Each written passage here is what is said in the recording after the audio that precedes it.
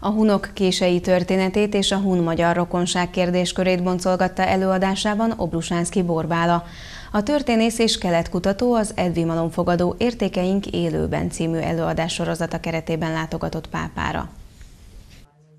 Obrusánszky Borbála előadásában kifejtette, történetileg bizonyítható, hogy a Kárpát-medencei hun birodalom bukását követően a hunok birodalma nem tűnt el, hanem a kelet-európai sztyeppéken a 6. században még létezett. Pont ott volt a hun állam, ahová a magyar történeti hagyomány a magyarok őseit helyezte. Egy részük Pannóniába, tehát a mai Dunántúlon, akár Pápán, ahol vagyunk most, ott idegen fennhatóság alá kerültek, ez szerepel egyébként a korabeli leírásokban, és nagyon sok helyen, a Dunától keletre lévő részeken, ott pedig ugye nincs információnk róluk, de a régészek találtak nagyon sok nyomot, csak az a baj, hogy nem hunnak, hanem másnak, tehát gepidának, gótnak azonosították, de ezeket egyéb leletek, keleti leletek alapján be lehet azonosítani, hogy ezek valószínűleg tényleg hunok lehettek. Az előadó hozzátette, a krónikáink máig vitatott elemeit szinte teljes egészében meg lehet érteni a régi mongol szokások alapján,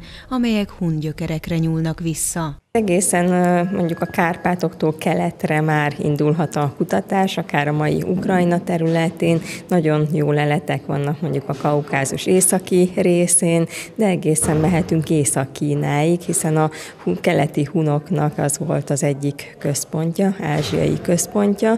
Fontos egyébként itt még arra is kitérni, hogy nem csak egy magyar csoportot kell megvizsgálni, hanem több helyen is többször maradhat itt magyar törzsek.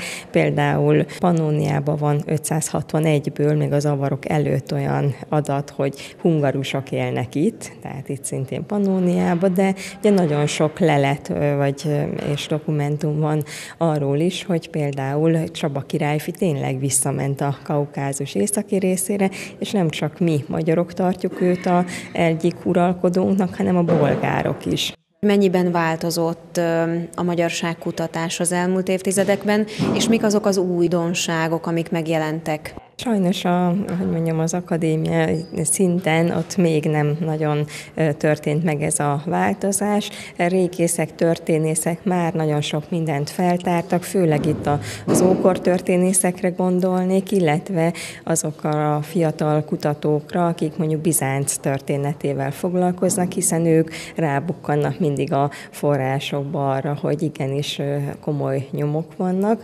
Említeném a külföldi kutatókat, akik szintén foglalkoznak a kései hunok történetével, és nekik is ugye feltűnt az, hogy mi magyarok nagyon sok minden leletet, emléket őrizhetünk.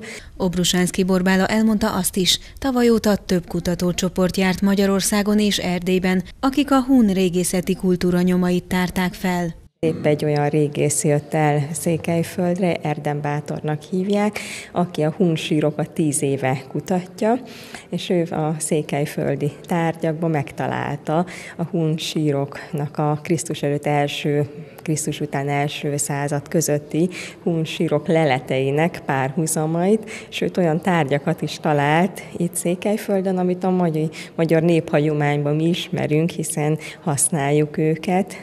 Ott viszont már kiveszett, és nem tudják, hogy mi az, tehát mi még segítettünk is nekik a régészeti feltárásokban. A történész már évek óta kutatja a magyarság eredetét. Obrusánszky Borbálának mongol szakos hallgatóként nyílt lehetősége arra, hogy az Ulánbátori Egyetemen folytassa tanulmányait. Mivel mindenki elment néprajzra vagy nyelvészetre, hát én gondoltam, hogy meglátogatom a történettudományi tanszéket, azzal szembe volt a régészeti tanszék, és hát ugye megtudták, hogy magyar vagyok, akkor állandóan engem kérdezgettek, hogy nálunk hogy vannak a hunok, mit tudunk róluk, úgyhogy hát fel kellett készülnöm, hogy nem mondjak nekik butaságot, és hát a végén már annyira beleéltem magamat, hogy akkor gondoltam, hogy akkor nekem is ezzel kéne foglalkoznom. Az Értékeink élőben című programsorozat folytatásában Varga Tibor vallás- és jogtörténész előadását hallhatják az érdeklődők október 19-én 17 órától.